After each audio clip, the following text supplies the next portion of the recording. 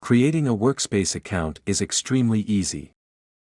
First, we go to the official Caldera website, www.caldera.com, then we click on the Workspace button, from the main menu.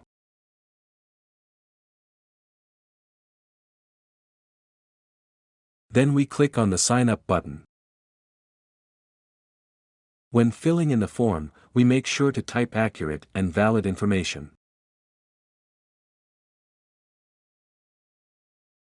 After filling out the form, a confirmation email is sent to the registrant to activate his new account. If the registrant is already part of an existing Workspace company account, the confirmation mail will be sent to the admin of this account.